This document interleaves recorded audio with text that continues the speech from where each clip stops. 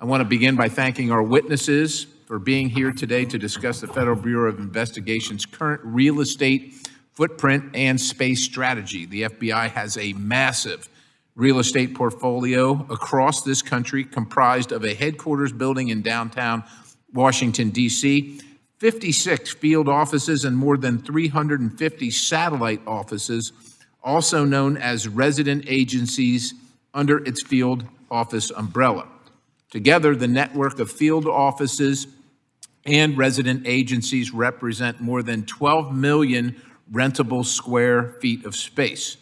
The FBI also controls the campus at Quantico, Virginia, a data center in Pocatello, Idaho, and has substantial presence at the United States Army's Redstone Arsenal in Huntsville, Alabama. And several years ago, GSA completed construction of a new records management facility in Winchester, Virginia. Currently, we have GSA prospectuses for FBI leases pending committee approval that would account for nearly 800,000 square feet of space costing $40 million annually, or nearly $800 million over the terms of the proposed leases. And we recently received the official proposal for a new FBI headquarters building in Greenbelt, Maryland. The bottom line is the FBI's space footprint is massive and costly, and so it is critical that we ensure the FBI's real estate is right-sized and that we understand how each proposal for space fits into an overall strategy. Now, some of the FBI space proposals simply don't make sense to me or us. For example, despite the FBI's decreasing the number of people working out of a new headquarters, the current headquarters proposal maintains the same 2 million square feet of space as proposed in 2016. So less people, but the same amount of square footage. And the price has ballooned.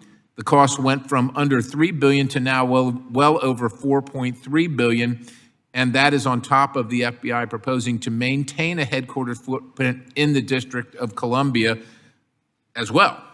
To make matters worse, the Office of Management and Budget proposes to fund most of this project through the creation of a new Federal Capital Revolving Fund, or an FCRF, that would need $10 billion in seed money. The FBI testified before this subcommittee a few months ago in December of last year that the Greenbelt site, in their view, created challenges because of the site size and the presence of wetlands.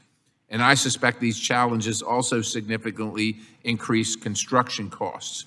At the hearing in December, the Bureau also raised concern about GSA's site evaluation and selection process due to former GSA Public Building Commissioner Nina Albert going against the recommendation of the nonpartisan site selection panel and selecting a site owned by the Washington Metropolitan Area Transit Authority, or WMATA, her former employer.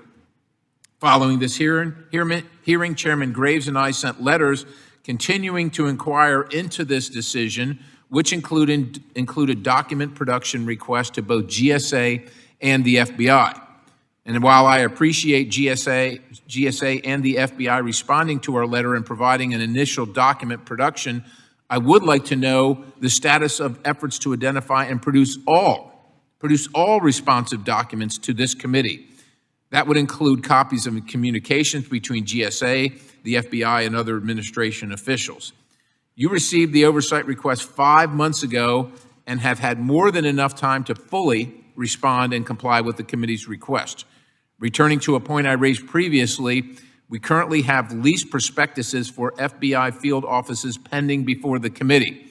And how can we be expected to sincerely and completely evaluate that without all the information?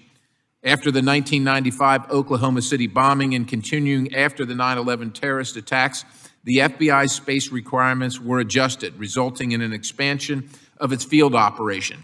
In recent years, the full committee has been asked to approve new and replacement leases for many of these field offices, yet it has been unclear how GSA and the FBI are assessing ongoing space needs based on current threats and mission.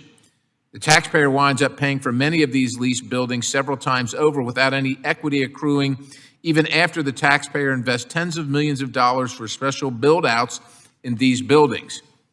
However, GSA continues to be stifled from even negotiating discounted purchase options in these leases, despite overwhelming passage of legislation authoring the GSA to do exactly that. Now, today we have an opportunity here to make sure we don't overbuild and overlease for the FBI and save the taxpayers potentially billions of dollars without compromising mission. I hope today we can get to some answers as the committee prepares to review any proposal for a new FBI headquarters and pending and future FBI office lease prospectuses.